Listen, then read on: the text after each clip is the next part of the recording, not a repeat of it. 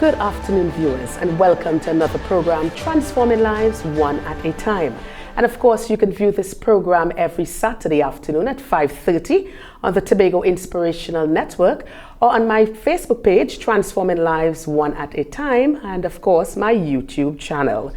And you know, for this program, we are about finding solutions and being the best we can be wherever we have been placed. Today's topic, the importance of forgiveness. A very big topic because we all need to talk about forgiveness. And my guest today, I am so honored to have her, is the CEO and Director of Ellie Media Incorporated, Upward Springs NGO, as well as life coach and author, Debra Wright of Toronto, Canada. Debra, it's a pleasure having you today. Welcome. Thank you so much. It's such a pleasure to be here. I am really happy that we get to do this together. Yes, definitely. So I saw recently that you were doing a live, and when I looked at the place, I said, wow, I know this place, Pigeon Point, Tobago. I saw you were showing off that you were on Pigeon. Tell us about that. So I came in on last week, yes, and I wanted to go down to the beach, and I thought I'm just going to tease my viewers and let them know where I was. But guess what? I never said where I was.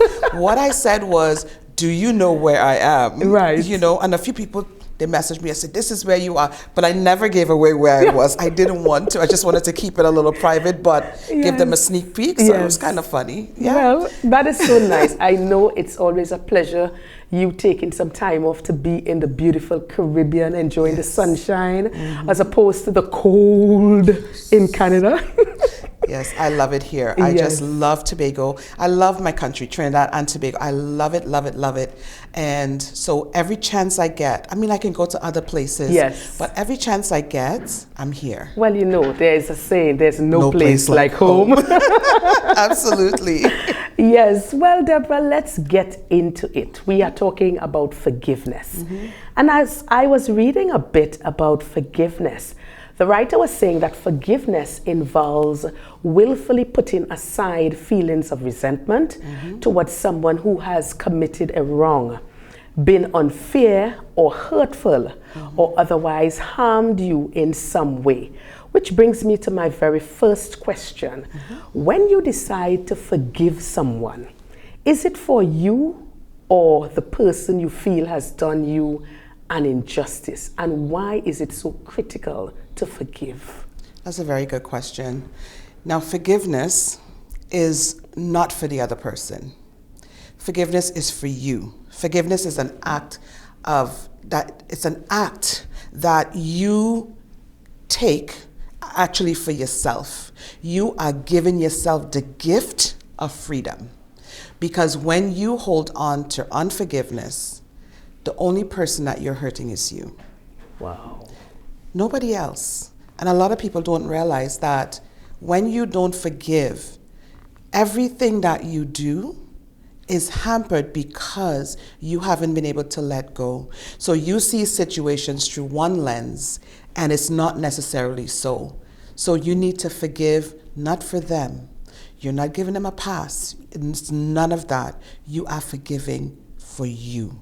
You are giving yourself a gift so that you can live and you can enjoy life and you can do the things that you need to do. Wow. So when we don't forgive, we are actually robbing ourselves of the opportunity to live a fulfilling and rewarding life. Absolutely. Wow. Absolutely. This is amazing. Is forgiveness merely accepting what happened or just not being angry about a situation anymore? Forgiveness is not accepting.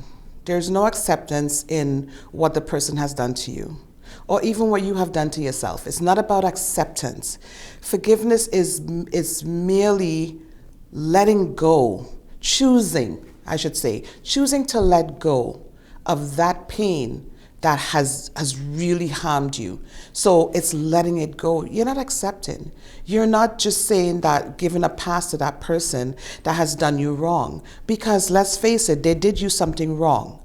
So you're not just gonna forget all about that. but you are making a choice. It is a choice.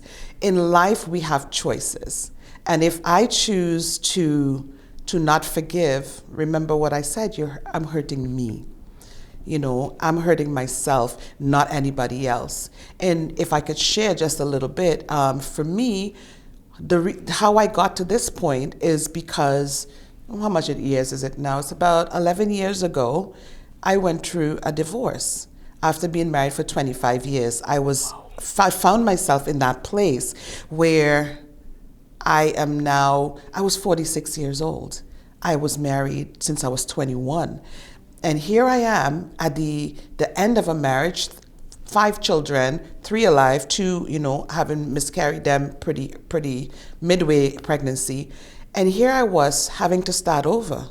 Honey, I was so mad. Wow. Oh my gosh, I was so upset. I was like, really? This is what you're gonna do to me right now? I was mad.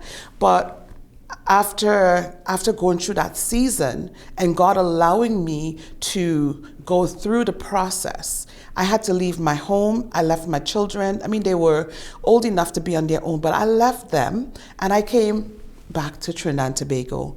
And it was in that season of aloneness where God started speaking to me about letting go of the pain. Because, girl, I was angry. Listen, you're 46, so I'm not ready to retire. But my children are growing up. They're almost out of the house. Well, kids don't like to leave the home. But they were getting to that point, Yes. right? And here I have to start all over again. Wow. That is not fun, love. It's not fun at all. And with the anger I had inside of me, I was so mad. I mean, you know things are not going well. You know that there's a possibility. But when it came to the point where we actually decided to split, it was like a death in my family. Because you see, even though things were topsy-turvy, I still had the hope that, okay, my kids are getting older. We can walk the kids down the aisles. Yes. We're going to do this. We're going to do that.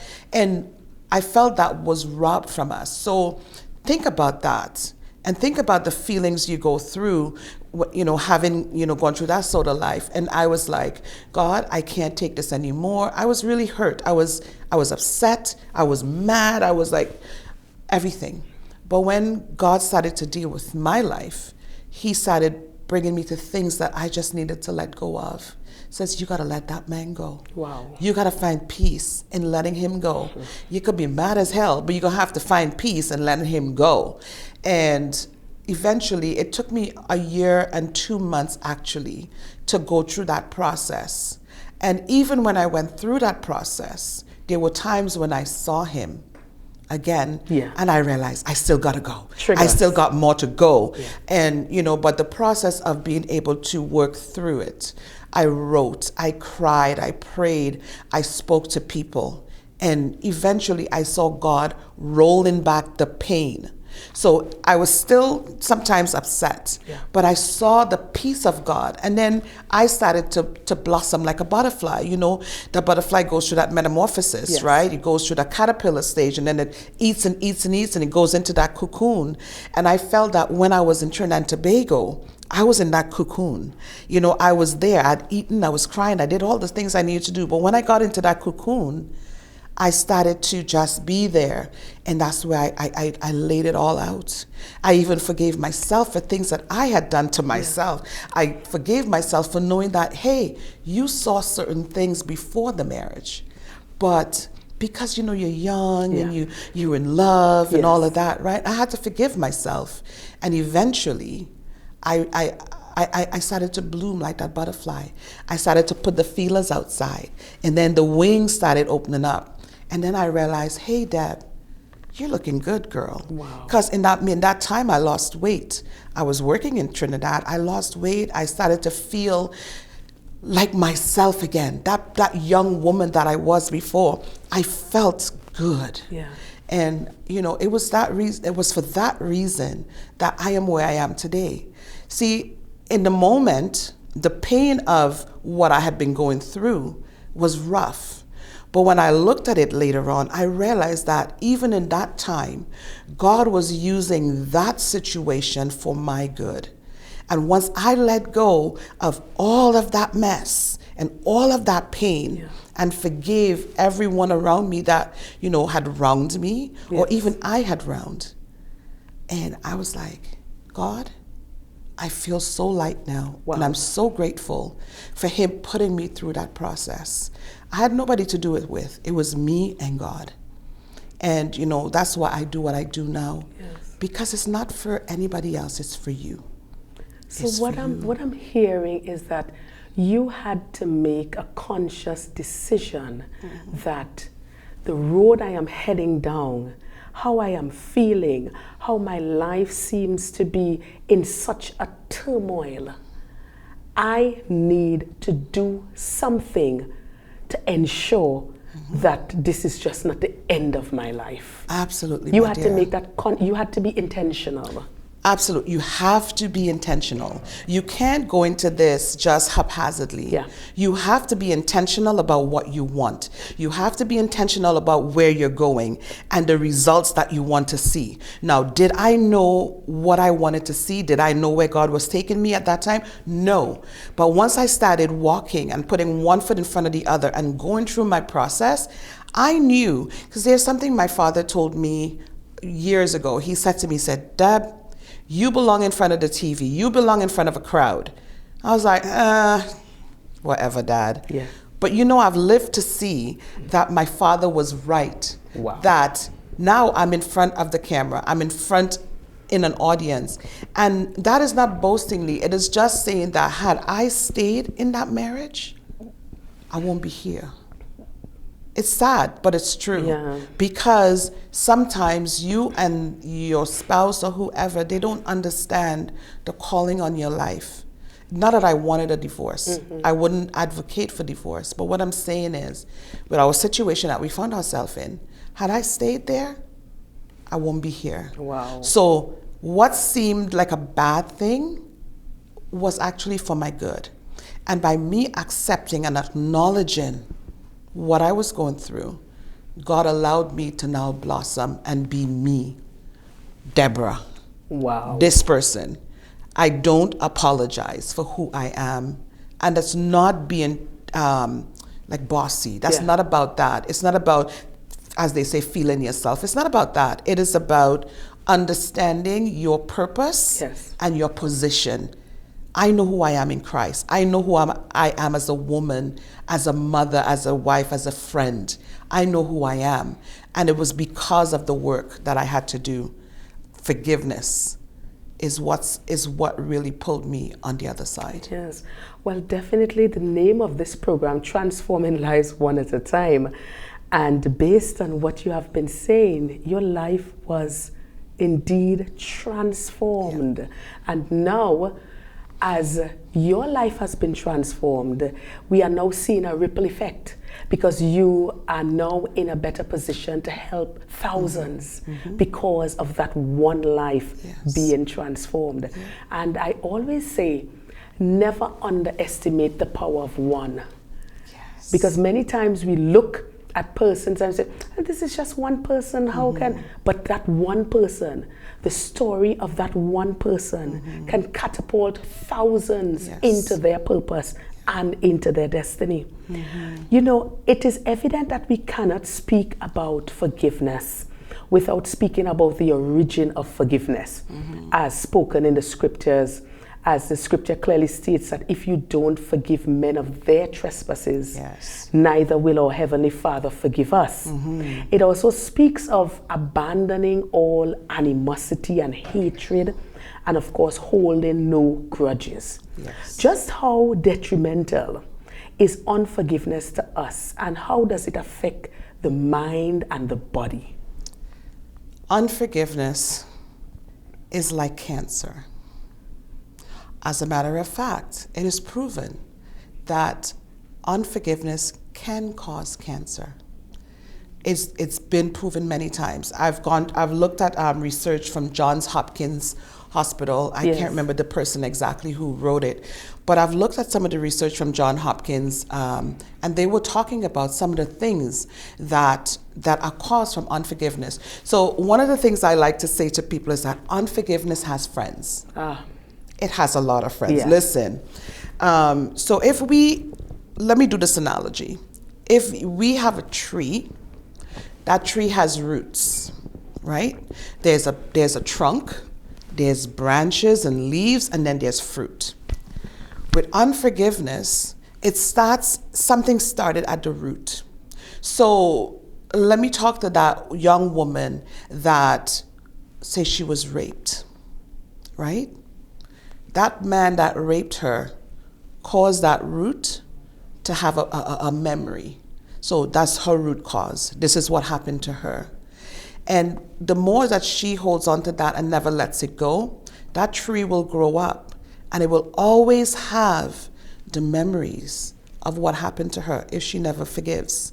She doesn't forgive that man, or she doesn't forgive herself, because a lot of rape victims, they feel that, okay, well, maybe I did something wrong, right? So all those memories are there. And then that tree starts to grow. And with that growth is the branches and the leaves, but the fruits. Wow. When you get to the fruits, my dear, the fruits on that tree, if it's apples, it's green. There's a season where it's flowering. There's a season where it's really small. And then there's a season where it comes to full bloom. And in unforgiveness, you are looking at that. If you look at that, when you hold on to all of those things, the friends of unforgiveness is anxiety, it's mental illness, which anxiety is a part of mental illness. Yes. There is high blood pressure. High blood pressure also encourages diabetes.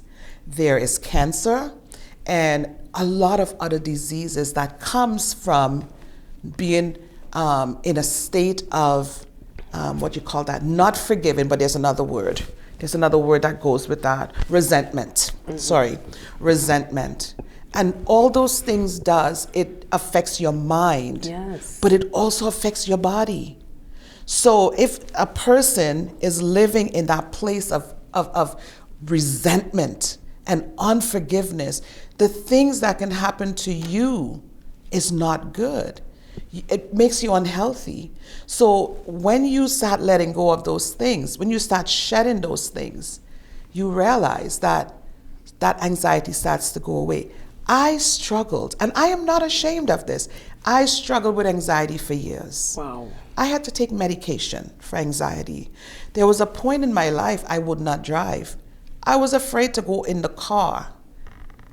And all of this came as from me, the stresses that I was going through in life, all the struggles I was going through. And it caused me to be anxious. Anxiety is not a good thing, because after a while it cripples your life. I mean, you know me, you know I like to be out and about. Yes. There was a point in time that I wasn't even driving. If I got in a car, I was shaking so bad, even if somebody else was driving.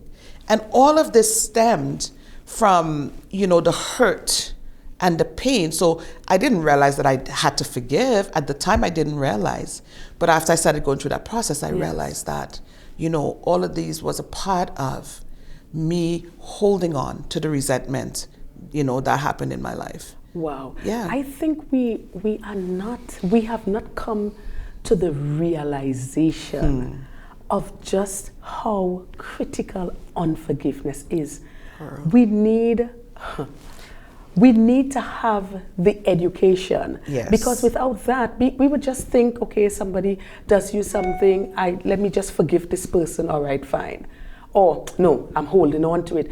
And we just take it for granted. We minimize the effects that unforgiveness have and the kind of impact that it has on our mental, our emotional health, even our physical health. Basically, as you're saying, it's like cancer, which eats away the very fabric of, and when you look at unforgiveness is actually eating away the very fabric of our society. It is. Wow, it is just so, we have to get more information and we have to look at it for exactly what it is. Unforgiveness is a cancer and we have got to get rid of it. Definitely. Well, at this time, we're going to take a short break and we will be right back. Rejoin us with the conversation. Are you looking for beautiful and durable flooring for your home or office? Check out D-Cell's Tile and Ceiling Center, Store Bay Local Road, Bonacord, Tobago, opposite the primary school. Our high-quality ceramic and porcelain tiles come in a wide range of colors, patterns, and textures to suit any style and taste. From sleek and modern to classical and traditional, your floors and walls will look great for years to come. D-Cell's Tile and Ceiling Center, open Monday to Saturday from 9 a.m. Call 460-8802 or 639-8281. We've got you covered. Welcome back to Transforming Lives One at a Time, and today we are speaking about the importance of forgiveness. My guest today, Debra Wright of Toronto, Canada, and she's a life coach, an author. She wears so many hats. I'm not even sure which other hats to tell you about today. But we'll talk about that a little later on, all right? Just before the break, where we were talking about lots of different things, but I wanted to bring in that as we grow as a society, forgiveness, I believe, should actually be a very vital part of the human experience. Because in essence, forgiveness is the only human force that can stop the disintegration of relationships. Yes. And as forgiveness or unforgiveness begins in the home or in our families, it then spills over to the schools and then into our communities. So my question is, what more can we do to reiterate the importance of instilling forgiveness into our daily lives? It's a really great question. You know, if you remember Jesus, when he was on the cross, he said, Father, forgive them, yes, for they know not what they do. And how ironic that statement that Christ made. You know, when you think about it, he was on the cross. Yes. He was going to die for you and me, for our sins. And here he was asking God to forgive them. Yeah. Right? I mean, think about that for a moment. And in society today, a lot of people, they choose not to forgive. One of the main reasons people choose not to forgive is because they feel that when they forgive someone, they are excusing their behavior. Okay. So they have a very wrong idea of what forgiveness is. It's not about excusing the behavior. It's about you choosing to let go of that pain. That's all it is. It's you choosing, and you're doing it for you. Yes. You're not doing it for the other person. And I think that is where society has a problem, because they don't realize that they are not doing it to excuse anyone. They're not doing it for any other reason but you want peace. You want to be at peace with yourself, and you want to be peaceable with men. Yes. You know, so if in the home, the father and the mother are constantly arguing, or if it's a single parent home, the mother and the children are always arguing, they can't forgive, and they're doing all things to hurt their families. Yes. It doesn't bode well, because then the children are not seeing mommy and daddy forgiving one another, because they might be fighting, they might be carrying on. Yes. And the kids are like, well, we could carry on too. If mommy and daddy could do this, then we could do it too. So it starts in the home. Yes, indeed. It starts at home. Yes. There's a saying that the old people used to say, charity begins at home and ends abroad. It does. Right? So if in the home you can't find that forgiveness for any little thing, because sometimes kids, listen, as a mother myself, yes, my children drove me nuts. Yeah. Right? Listen, they would drive me crazy. Their father drove me nuts. Yes. But guess what? At some of the points in time, it's like, Lord, I am just going to let this go. At the time, I didn't understand it was the forgiveness thing, yes, right? But, you know, you learn to let go of all of these things. So if we as human beings start recognizing and develop a posture of forgiveness, right, because the truth is, for me right now, it's very easy to forgive anybody. it doesn't stay in my heart because God gave me that posture. So now I'm able to say, I get mad. Don't get me wrong. Yeah. I get mad. I get angry. But at the end of it all, I'm able to let it go. I don't know how I do it, but it's just something, I guess I developed that posture over years, that I will just forgive. Mm-hmm. And I'm not forgiving you to get anything. I'm just forgiving for my own peace of mind. Right. Yeah, like you get me upset, you do something to hurt me. Yes, it hurts. Yes. Don't get me wrong, darling. It hurts. But after a while, I think about it and I was like, why am I holding on to this? And I let it go. And that was not always me. Right? But because of what I do and because it's a part of my lifestyle, it's very easy for me to do it. So this is now learned behavior. It is learned behavior. Because you're asking yourself, by me keeping this person in my heart, what am I benefiting? Exactly. I am just having repercussions. Yes. Because if I keep this person in my heart, I am now thinking I might have a bigger doctor's bill. Yes, ma'am. In my mind, is it worth my peace of mind? I would tell persons, I said, listen, I don't want anything and anyone to hinder my peace of mind. You see my peace of mind? Oh, girl. Do not try to humbug. Well, humbug is Tobago. Humbug. I know humbug. Yeah, humbug. I know that one very well. Don't try to humbug my peace of mind. I hear that. Because I have known persons, they would have been living in homes, 7-bedroom homes, and they would leave and go and live in a studio apartment for peace of mind. Yeah. Some persons gave up huge businesses, big conglomerates and stuff, because you want peace of mind, and you go on the corner and sell doubles, or you open a tire shop for peace of mind. So peace of mind is not something to be taken slightly. No, it could either make you or break you, and that is what I'm hearing. Yes, I need my peace. Yes, I'm here. I'm in Tobago. I need my peace.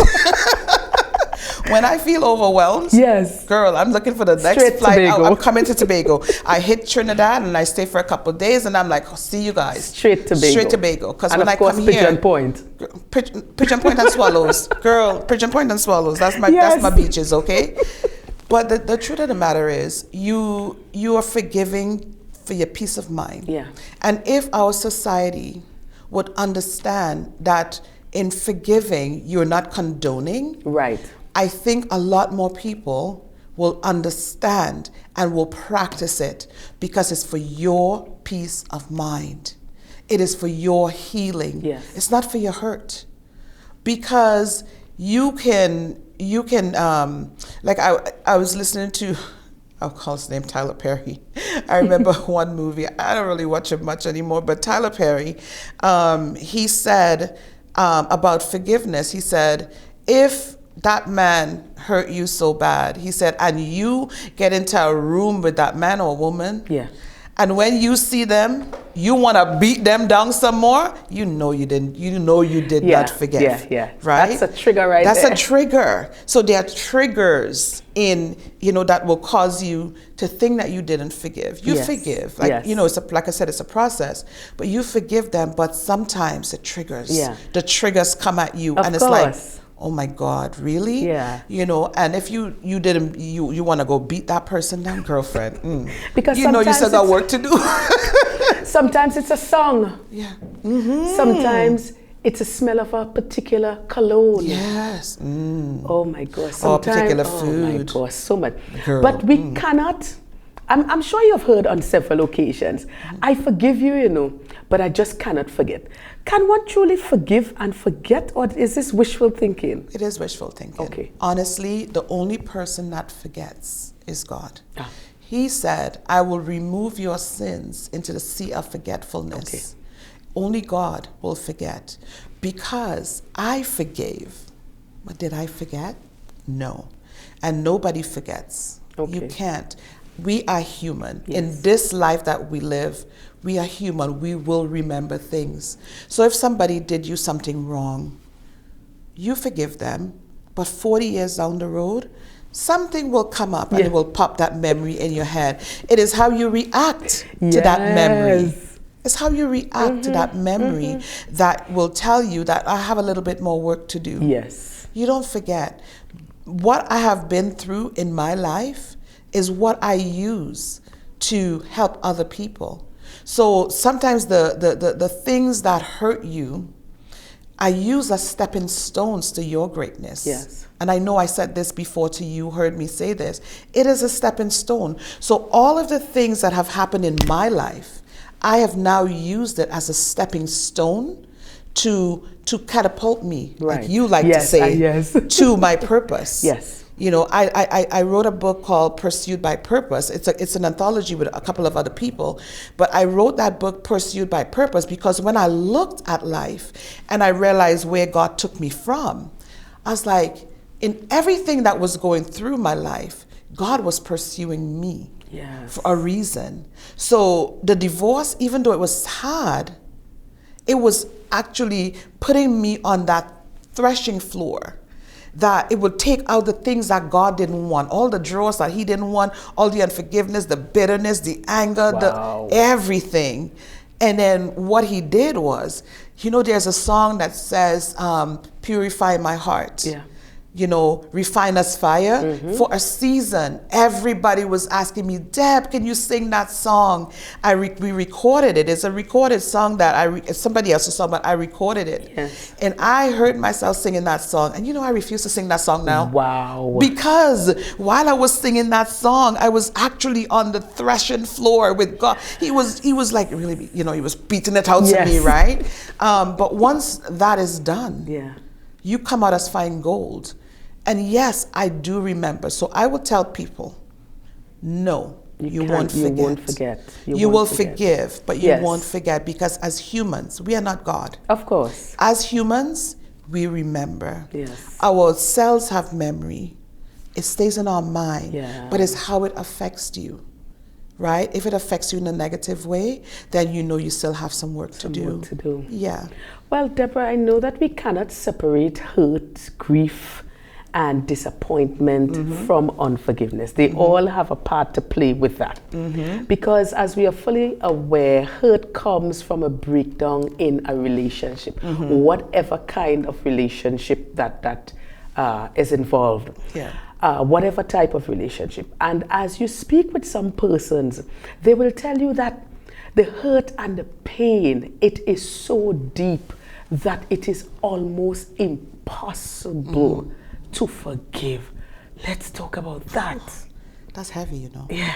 That's heavy. So I wrote in here, so in marriage or relationships, forgiveness is essential, but is very, very complex, right? It begins, so this is what I teach you. It begins with acknowledging the pain, acknowledging the hurt. You have to acknowledge it. So I use this process called ABC. ABC? Yes, ABC.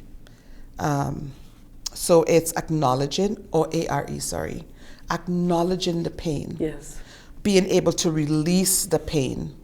And then once you get to the point where you've been able to release that pain, then you are now empowered to move on in life and to be able to empower others. So in relationships, you know, acknowledging the pain and hurt by both partners is important. So sometimes if you're doing as a family, you want to do it together, but sometimes it's not always easy because you might be ready and someone else isn't. Yes. So sometimes you work on you. Yeah.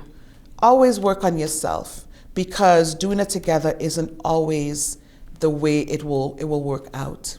So as partners, when you've come to a point where you figure, okay, I've dealt with this, then you know you can come together with probably a coach or a counselor, and be able to have somebody there to mediate with you, because it's very, very difficult, especially if there's some spousal abuse, if there is, you know, infidelity, all of these things. It's very hard. It is. It's very hard dealing with infidelity in a marriage or in a relationship.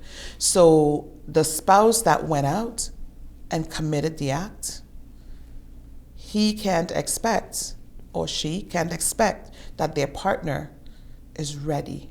And you can't force your partner to be ready to talk about it. You have to give them time. So there is ways and means of doing it. It's very hard because the pain that you feel, having gone through that, I understand it. Yes. I was there. You know, you feel less than. You feel that, why wasn't I good enough? Why does my spouse didn't think that, you know, I was enough for him or her? And that is a conversation that takes time. It takes a lot of time. So you can't force it, right? You can't force it at all. You have to take the time to do it. You know, you have to be able to understand the impact of what has happened, of what has caused this pain. You have to also want to be able to listen to each other and empathize. Empathy is very important, because if you hurt me, as much as it hurts you to hear me, or you don't want to hear me because it bothers you, you need to hear me. Yeah. You need to listen. Deanne, what you did has hurt me so deeply. You know, I understand that, you know, you don't want to hear this right now, but what you did, it really hurt me. See, when you went down the streets and you met that person and you told them so about me, that hurt me. And so instead of you saying, oh gosh, you're bringing up that again, how you gonna do that? You know, you can't do that. You have to be willing to listen and to empathize with that person. Give a sincere apology to the person. I'm really sorry. You know, I'm so sorry. Please forgive me. Now, they may not be willing to forgive you, but you're asking for it. Don't be hurt if that person doesn't forgive you right away, because they also have to process what has happened. They have to process. They need time. So sometimes we think it's overnight that we need to forgive that person. Forgiveness is a journey. Forgiveness is a journey. Yes. You know, we have to express our regret and commitment to change. So you offer that person that, listen, I'm willing to change. Yeah. How can we work together? What can we do? What can I do to help you get over this hurt? It's a real touchy thing. Yes. It's a really hard thing to go through.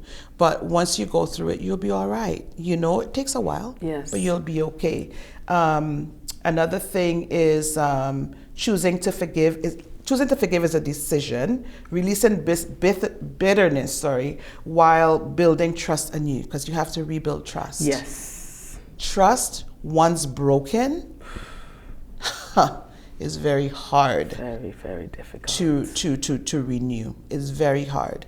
You know, so don't let anybody fool you. Yes. The final step is rebuilding trust through consistent actions, open communication, prayer, and allowing love to grow stronger.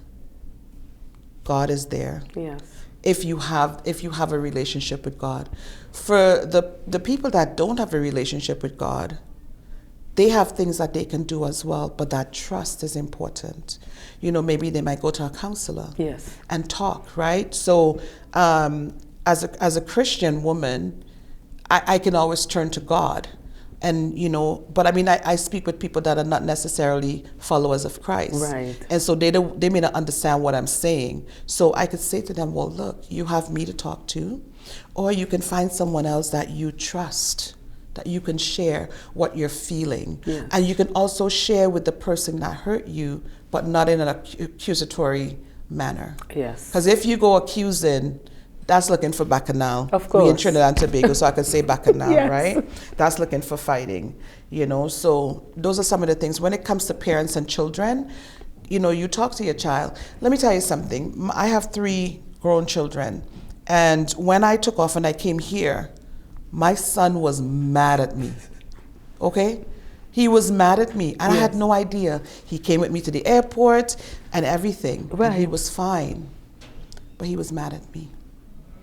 And he told me after. I was like, I'm so sorry. Wow. Yeah. Wow. And this was a few years ago, he told me. Really? Wow. Well, I know, but I really want to continue on that parent-child relationship, but we're going to take a short break and then we will continue with that. All right? You're viewing Transforming Lives One at a Time.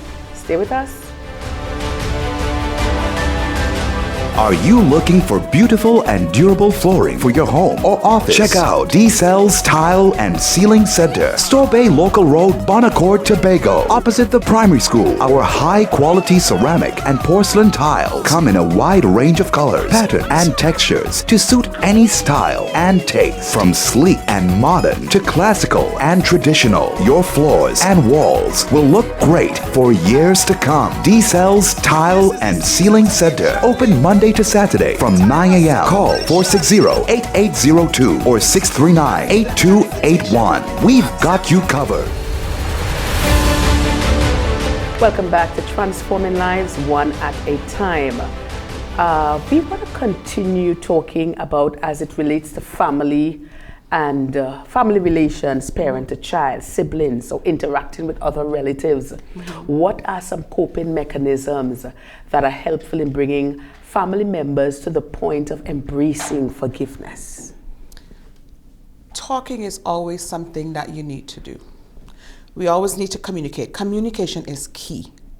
You know, if I look at, I'm from a big family. I like to use my story instead of using other people. So I'm from a big family, and I'll tell you this one. So my father passed away 5 years ago in September.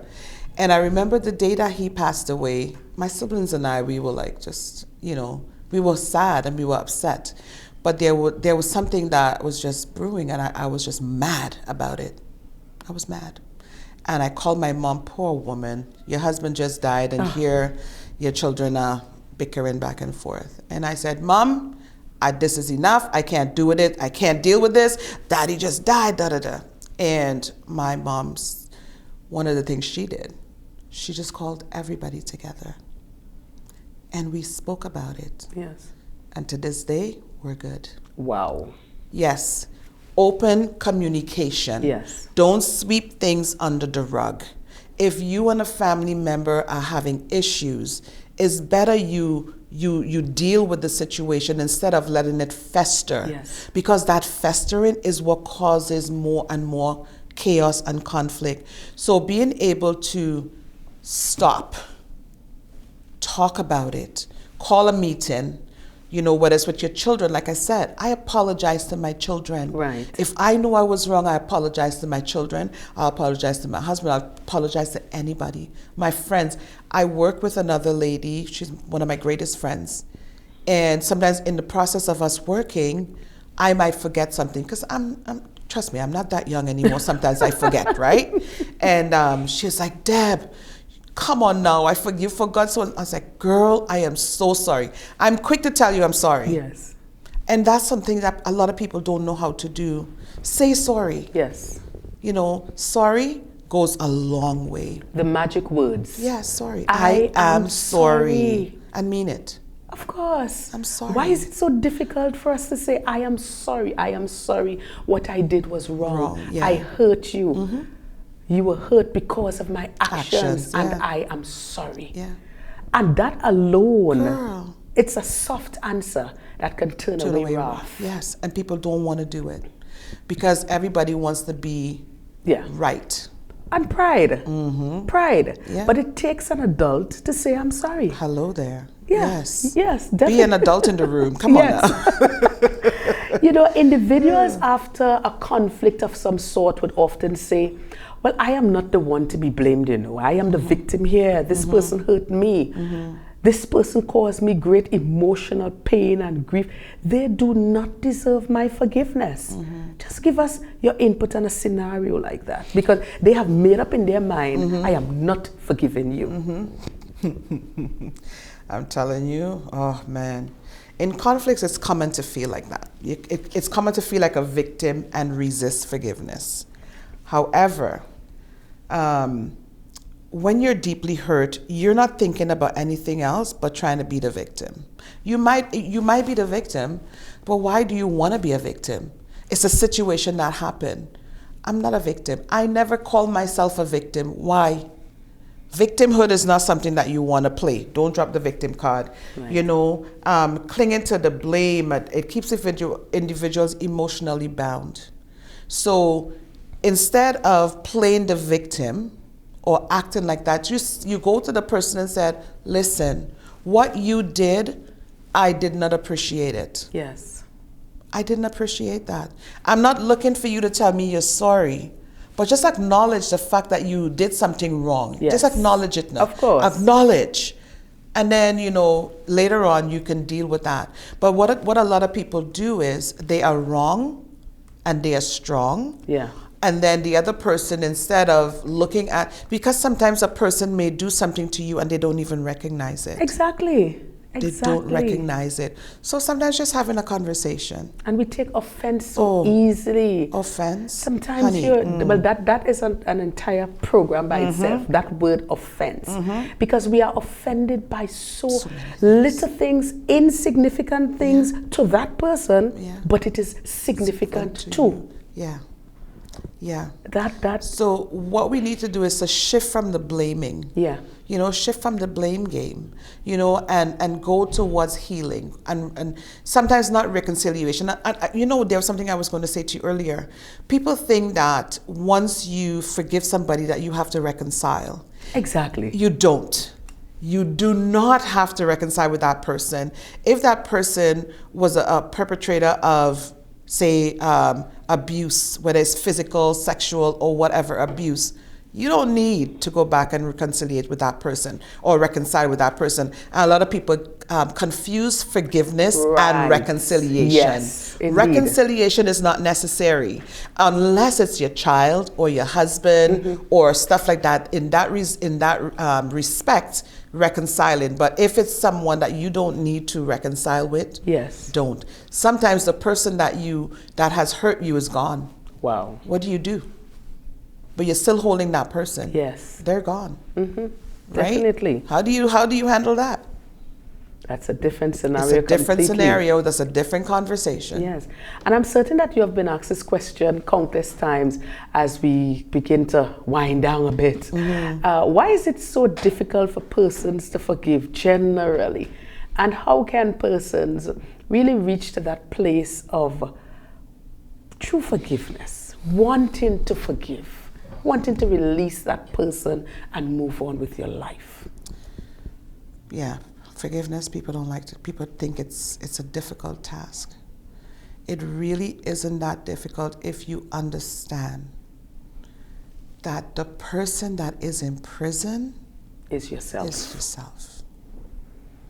If we can come to the realization that forgiving someone is not freeing them and condoning what they have done, but actually releasing a prisoner and understanding that you are that prisoner, you're going to forgive really quickly because you want to free yourself. Yes. Like I said, forgiveness is freedom. When you forgive, you are free to now live life on your terms. You're free to, you know, even speak to that person. There's always boundaries. Yes, of course. Depending on what they did to you, you have boundaries, right? But people think that, like I said before, people think that when you forgive them, you're condoning and you're giving them a pass. Yeah. Here in the Caribbean, we'll say you give them a pass. No, we're not. I'm not giving you a pass. I am merely choosing my peace. I am merely choosing my freedom because forgiveness is freedom. Setting that prisoner free, that prisoner is me. Yes. Because if I hold you, listen, sometimes that person who did you wrong, they don't even remember. Yeah, they have moved on with their life. They've gone. Living their best life. Yes. And you are there stuck with this. Yeah. So who's in prison? Exactly. You are in prison. Indeed. You know, so that's something that people need to think about. Yes. You're not condoning anybody's wrong behavior. You're not agreeing with what they've done. You are merely forgiving. You are choosing to forgive so that you can be free. Yes. That's what it is about. Let us quickly walk through the healing process of someone who has been deeply hurt, and they are now deciding, I am going to forgive. What then? Okay. So one of the first things you have to do is acknowledge the hurt. Acknowledge the pain. Acknowledge what you're feeling. So when you are hurt, it's painful. So if you have moments to sit and go through the process, you start acknowledging that pain. So one of the things that I tell people to do is to journal. Okay. Journaling is very important. It's something that I have done. You journal and you put on everything that comes to your mind. For me, what I did was pray, and I asked God, I said, bring to my memory the things that have hurt me that I'm still holding on to. Wow. And he brings it back. Some things that I didn't even think about. You know, one quick story, and I think I shared this with you guys already. When we were growing up, my family home was always other people's homes. And I had a cousin that moved in. She had a few children. Yes. She brought everybody to the house. We had a 3-bedroom house. My mother and my father had one. My grandmother and my aunt was in one, and there were 7 siblings. Wow. And plus my cousins. Yes. And I was just so mad. I was a teenager. I was not a teenager. I was probably about 11, 12. And I was so upset with them. And the one girl, she would cry and cry and cry. And I probably pinched her or something. And in my process of going through the forgiveness journey, God remember that pinch. He brought it back to me. Wow. Girl, he brought it back to my memory. And one day my cousin called. She had now gone on to live in the U.S. And I said to her, I said, do you remember this? I pinched you. I pinched you. She's like, cuz, I don't remember. gosh. And I said, listen, honey, forgive me. Wow. God brought that back to me. I was probably 11 years old. Right. So when you ask him to help you, to bring back to your remembrance the things that you have done to others, Yes. and that others have done to you, you journal those things and you write it out. And now you're not writing it out just to keep it. Yes. You're writing it out so that eventually you can get rid of that.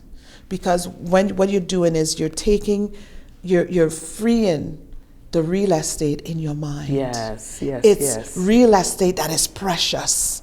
So you're releasing that and putting it onto paper, or even speaking it. Some people like to speak it. Yes. But what you're doing is freeing yourself. Right. So in that freeing, you are now, once you acknowledge that, you're now beginning to release. Wow. Well, as we begin to wrap up, I just want you to take 2 minutes or so, or a minute, and just speak into the camera, speaking to someone today who is having a very hard time grasping that forgiveness, because they may have been listening to the program and they may have been listening to all the points, the coping mechanisms, and they're saying, lady, you don't know this, you don't know. I hear what you're saying, but you don't know. Speak to that person who may be struggling at this point. And then, of course, we have to talk very shortly on the retreat that you have coming up in Tobago next year. Woohoo, can't wait. So I'm going to call you Brenda. Brenda, you may have been watching this program and you're saying to yourself, I don't get it, Debra, I don't get it. I understand where you are. Forgiveness is a hard journey, but let me tell you, it is the best thing that you can do for yourself. Take time out and ask God to show you where you went wrong, where the person that hurt you, what they did to you, and you start journaling that hurt. You write it down. And when you write it down, what you're doing is you're releasing the burden that you're carrying, because you're carrying a burden and it's heavy. So you release that burden on that paper and you pray. I don't know if you pray, but listen, God is right there and he's listening to you. Talk to him and you say, God, I don't know who you are, where you are, but I'm coming to you because Debra says I should do that. And you take that paper that you have written down, all those things that are holding you back, and you say, God, I release this pain to you today. You may not feel anything right away, But I encourage you to continue writing. I encourage you to talk about the things that are hurting you. And if you feel that you can't continue because you don't feel like you're getting through, reach out to someone, because someone is able to speak with you and to help you to continue your journey. You don't have to do it alone. But I guarantee you, if you acknowledge and you make up your mind that you want to heal and you don't want to carry that hurt anymore, that you can do it.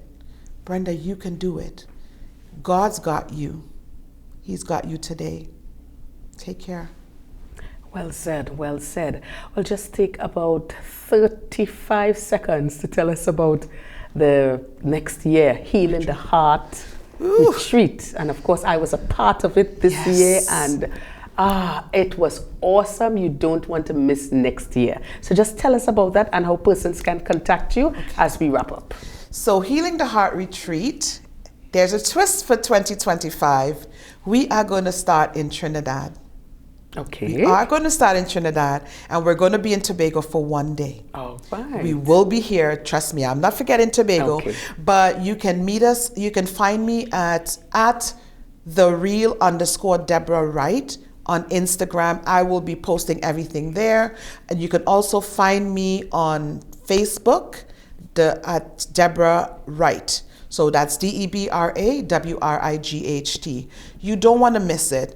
It was just God showing me that I needed to do the islands. It's not just Tobago. Yes. It's Trinidad and Tobago. But you started in Tobago. I started in Tobago and I loved it. Yes. Trust me. And that's why we will be back, but we will be here for 1 day. Wonderful. So yes, look out for more. Wonderful.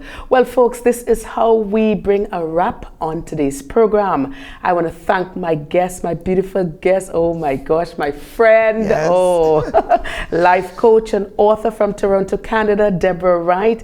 It's been a pleasure having you today. And I know that you'll be leaving our lovely sunshine to head back to Canada. But you were telling me that the weather is not all that bad in Canada. No, it's actually beautiful right Wow. now. Surprise, surprise. Whoa. Wow. Well, I'm very happy to hear that. Well, folks, thank you so much for joining us again on Transforming Lives One at a Time, where we spoke extensively about the importance of forgiveness. Just making that first step matters on the road to forgiveness. Never forget that. One step at a time. And as always, I leave you with this. Transformation is an internal shift that brings us into alignment with our highest potential. Hey, we've got this. See you next time.